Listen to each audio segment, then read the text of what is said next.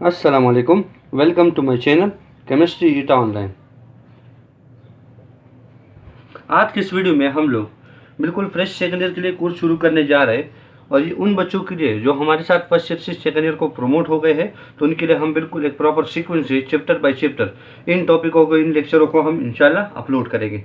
तो चलो, हम सेकेंड ईयर की पोर्शन में सबसे जो बड़ा पोर्शन हमारे पास है वो ऑर्गेनिक का पोर्शन है। तो उनमें से हम लोग चैप्टर शुरू करने जा रहे हैं जिसका नाम है ऑर्गेनिक कंपाउंड, जो हमारे पास इसका नंबर क्या है बेटा, चैप्टर नंबर 15। तो चलो स्टार्ट करते हैं। सबसे पहले हम इनका इंट्रोडक्शन के बारे में थोड़ा सीखते हैं। इंट्रोडक्शन के बारे में ये है कि पुराने ज़माने में हमारे पास जितने भी कंपाउंड हुआ करते थे बेटा, तो उन कंपाउंड को हम लोग दो हिस्सों में बांटते थे, इनऑर्गेनिक और ऑर्गेनिक। तो इनऑर्गेनिक का मतलब क्या है बेटा, इनऑर्गेनिक की वर्ड का मतलब है नॉन लिविंग, और ऑर्गेनिक का मतलब क्या है बेटा, लिविंग। अब देखो बेटा, इनऑर्गेनिक का मतलब क्या हो गया कि हमारे पास वो कंपाउंड जो मोस्टली नॉन लिविंग सोर्सेज से हासिल की जाती है, तो उनको क्या बोलते हैं बेटा, उनको बोलते हैं इनऑर्गेनिक कंपाउंड, इनऑर्गेनिक मॉलिक्यूल। और इसकी स्टडी को क्या बोलते हैं बेटा, इनऑर्गेनिक केमिस्ट्री। पर चैप्टर हमारे साथ क्या है बेटा, ऑर्गेनिक। तो हम ऑर्गेनिक को ही डिटेल से पढ़ने वाले हैं। अब देखो बेटा, ऑर्गेनिक कंपाउंड हमारे पास क्या होते हैं, ये वो कंपाउंड होंगे जो मोस्टली लिविंग सोर्स से हासिल की जाते हैं। जैसे फॉर एग्जांपल आपके सामने मैंने कुछ एग्जांपल लिखवा रखे हैं। फॉर्मिक एसिड, तो फॉर्मिक एसिड हमारे पास एक ऐसा एसिड है जी जो मोस्टली हासिल की जाता है किससे बेटा, these are extracted from red ends. और इसका जो स्ट्रक्चर फार्मूला है तो डेट इज HCOOH। ये हमारे पास हो गया फॉर्मिक एसिड का स्ट्रक्चर फार्मूला। इसका जो आयोपेक नाम है तो हमारे पास क्या है बेटा, एक कार्बन है तो इसके लिए हम लगा देंगे मेट, सिंगल बॉन्ड के लिए N, और COH के लिए हम क्या लगाए बेटा, OIC एसिड। तो IUPAC name of this compound is methanoic acid. अब नेक्स्ट हमारे पास क्या है बेटा, सेकंड नंबर हम लोग को जो दी गया है तो डेट इज ग्लूकोज। तो ग्लूकोज आप सभी ये बात जानते हो बेटा कि ग्लूकोज जो होते हैं वो पौधा अपने लिए जो खुराक तैयार करता है तो किस में बेटा, वो लीफ में करता है। अब जो लीफ में करता है तो हमारे पास तो लिविंग सोर्स में आ गया, और इसका फार्मूला आप सभी को मालूम है, date is C6H12O6। Next compound हमारे पास जो है बेटा वो रेटिनॉल है। रेटिनॉल एक ऐसा कंपाउंड होता है जो मोस्टली आंखों में पाया जाता है, और मतलब हम इन्हीं की मदद से हम देख सकते हैं, जिसका मालिकुलर फार्मूला C20H30O है।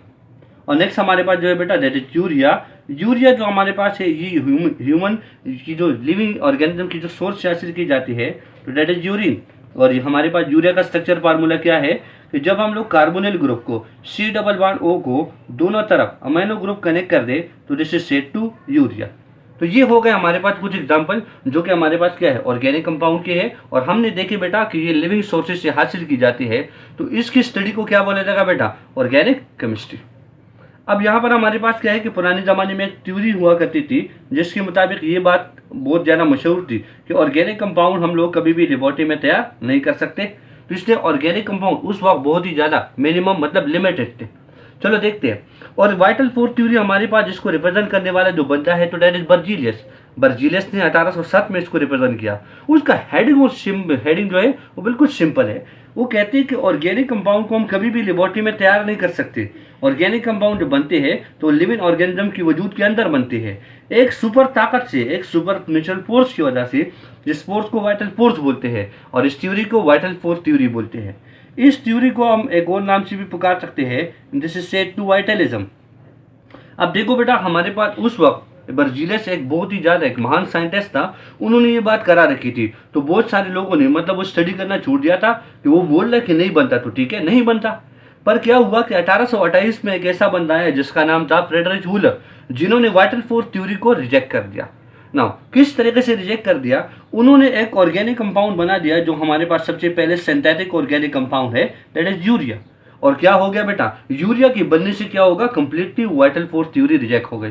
क्यों, क्योंकि इन्होंने जो यूरिया बना दी, इन्होंने बना दी इनऑर्गेनिक सब्सटेंस से, और इनऑर्गेनिक सब्सटेंस और कहां पर बना दी बेटा, लेबोरेटरी में। नाउ किस तरीके से बना दिया वो रिएक्शन आपके सामने है। मैं आपको यहाँ पर दोबारा रिवाइज कर देता हूँ।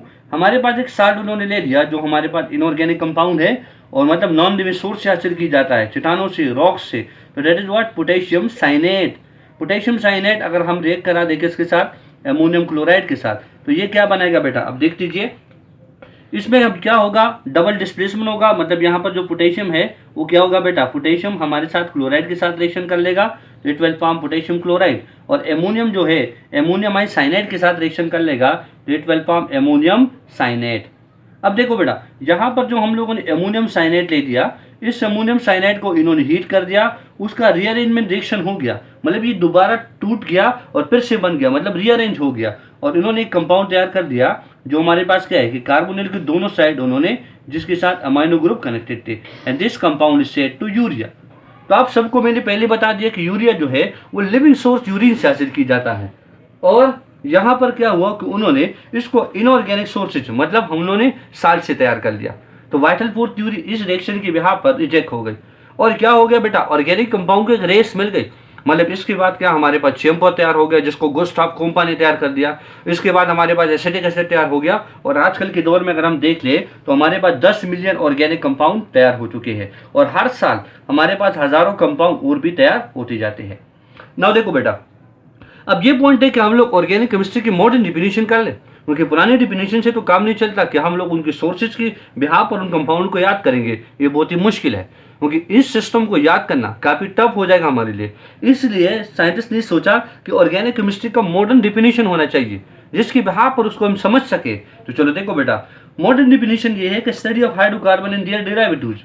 यहाँ पर ये बोला जाता है कि हम लोग क्या करेंगे बेटा, हम हाइड्रोकार्बन की स्टडी करेंगे। अब बेटा हाइड्रोकार्बन हमारे साथ क्या होते हैं, हाइड्रोकार्बन उन कंपाउंड को बोलते हैं जिसमें दो एलिमेंट शामिल होते हैं, हाइड्रोजन और कार्बन, और ये बोला है कि इसकी डेरिवेटिव, तो हमारे साथ क्या होगा बेटा, हाइड्रोकार्बन और इसकी डेरिवेटिव की स्टडी को क्या बोलते हैं बेटा, ऑर्गेनिक केमिस्ट्री बोलते हैं।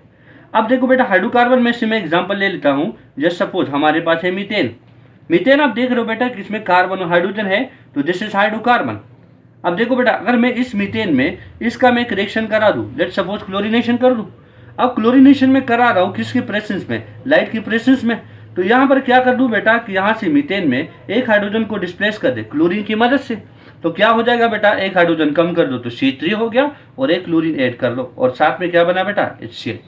जो यहाँ पर आप देख रहे हो हमारे पास एक क्लोरीन के साथ कनेक्टेड है, तो इसको हम क्या बोलेंगे बेटा, मोनो क्लोरो मीथेन, या आप लोग मिथाइल क्लोराइड भी बोल सकते हो। तो मोनोक्लोरोमीथेन हमारे पास बन गया, किससे बन गया, इस मीथेन से बन गया, तो this is said to derivatives of this hydrocarbon. यहाँ पर एक और कंपाउंड भी हम बना सकते हैं इससे, एक हाइड्रोजन को घटाते जाओ, एक क्लोरीन को बढ़ाते जाओ, तो क्या हो जाएगा CH2Cl2, नेक्स्ट हो जाएगा CHCl3, और नेक्स्ट हो जाएगा CCl4। तो ये जितने भी कंपाउंड आप देख रहे हो बेटा, these all are what, these are the derivative of methane, जो कि हमारे पास किस में था बेटा, हाइड्रोकार्बन में। तो इसी की स्टडी को हम क्या बोलते हैं बेटा, ऑर्गेनिक स्टडी, और केमिस्ट्री को हम क्या बोलेंगे बेटा, ऑर्गेनिक केमिस्ट्री बोलेंगे। ना देखो बेटा, इसमें कुछ एक्सेप्शन दे रखे हैं कि हमारे साथ ऐसे कोई कंपाउंड है जिसमें आपको कार्बन भी मिल जाएगा, हाइड्रोजन भी मिल जाएगा, पर फिर भी उसको हम ऑर्गेनिक स्टडी में इंक्लूड नहीं कराते। तो क्यों की रीजन मैंने आपके सामने लिखवा रखे, उनकी डिटेल स्टडी करेंगे, पर उन एक्सेप्शन को पहले समझते हैं। एक्सेप्शन में हमारे पास पहला दे रखा है कार्बोनेट। तो देखो बेटा, हमारे साथ जो कार्बोनेट होता है, तो कार्बोनेट का आयनिक फॉर्मूला है CO3-2। दूसरा हम लोग को दे रखा है बाइकार्बोनेट, तो बाइकार्बोनेट का जो आयनिक फार्मूला है, तो दैट इज व्हाट, HCO3-1, ठीक है। और नेक्स्ट हमारे पास क्या है बेटा, दैट इज साइनाइड। तो साइनाइड के लिए आयनिक फॉर्मूला क्या है बेटा, CN-। नेक्स्ट हमारे पास जो दे रखा है दैट इज साइनेट, तो साइनेट हमारे पास क्या है बेटा, CNO। और नेक्स्ट हमारे पास क्या है, ऑक्साइड ऑफ कार्बन। तो ऑक्साइड ऑफ कार्बन जो होते हैं बेटा, वो तो हमारे पास दो है, एक हमारे साथ है कार्बन मोनोऑक्साइड और दूसरा है कार्बन डाइऑक्साइड। नेक्स्ट हम लोग को दे रखा है दैट इज सल्फाइड। तो सल्फाइड हमारे पास क्या है बेटा, S-2। और नेक्स्ट हम लोग को दे रखे इलेक्ट्रोप्स ऑफ कार्बन। तो कार्बन की जो इलेक्ट्रोप्स होते हैं बेटा, इलेक्ट्रोप्स तो 3 है, पर यहाँ पर हम किसको ऑर्गेनिक में इंक्लूड नहीं करेंगे, तो 2 होगा बेटा, एक है डायमंड और दूसरा हमारे पास क्या है बेटा, ग्रेफाइट। इसकी स्टडी हम लोग ऑर्गेनिक में नहीं करेंगे। क्यों इन चीज़ों को मतलब ऑर्गेनिक स्टडी से बिल्कुल हटा के रखा है, इनको इनऑर्गेनिक में स्टडी करते हैं। तो इनके लिए बेटा 3 बेसिक रीजन है। पहला नेचर ऑफ बॉन्ड, दूसरा प्रॉपर्टी और तीसरा सोर्स। तो इनमें से कुछ एग्जांपल को मैं लेता हूं कि इन बात को मैं थोड़ा डिटेल से एक्सप्लेन कर दूं। चलो देखो बेटा, अगर हम लोग इसमें से कोई कंपाउंड सेलेक्ट कर दे जिसमें हमारे पास कार्बन भी हो और हाइड्रोजन भी हो, लेट्स सपोज मैं यहाँ पर बाइकार्बोनेट को ले लेता हूँ, HCO3-1। इससे कोई कंपाउंड बनाते हैं। लेट्स सपोज मैं मेटल बाइकार्बोनेट की बात कर लूँ, HCO3। This compound is said to sodium bicarbonate, और इसको हम लोग बेटा क्या बोलते हैं बेटा, the common name of this compound is baking soda. अगर देखा जाए बेटा तो इसमें कार्बन भी है और हाइड्रोजन भी है, पर फिर भी ऑर्गेनिक में हम इसको इंक्लूड नहीं करते। तो रीजन ये है बेटा, एक नेचर ऑफ बॉन्ड होता है। अगर देखा जाए तो दिस कंपाउंड इज सॉल्ट, और साल्ट आप सभी जानते हो कि साल्ट में क्या होता है बेटा, आयनिक बॉन्ड, मतलब सोडियम और बाइकार्बोनेट आयन एक दूसरे के साथ आयनिक बॉन्ड से जुड़ी हुई है। मोस्टली जो ऑर्गेनिक कंपाउंड होते हैं उनमें क्या होता है बेटा, इट इंक्लूड कोवेलेंट बॉन्ड। तो यहाँ पर क्या हो गया, आयनिक बॉन्ड से हम लोगों ने इसको क्लासीफाई कर दिया। दूसरा हमारे पास ये है प्रॉपर्टी। अगर प्रॉपर्टी देखा जाए बेटा तो हमारे पास सोडियम बाइकार्बोनेट जो है इसके जो मेल्टिंग पॉइंट है वो हाई है, इसका बॉइलिंग पॉइंट वो हाई है, इसकी डेंसिटी वो हाई है, ठीक है। इस तरीके से इसका हार्डनेस वो हाई है। ये जो बातें मैंने आप लोगों के सामने जो करा दी कि melting point, boiling point, density, hardness, ये बहुत ही ज्यादा हाई है किसकी बनस्पत as compared to organic compound. इस वजह से हम इनको क्या करते हैं बेटा, उनको एक्सक्लूड कर देते हैं, हम उसको ऑर्गेनिक में हम लोग उसमें स्टडी नहीं करते।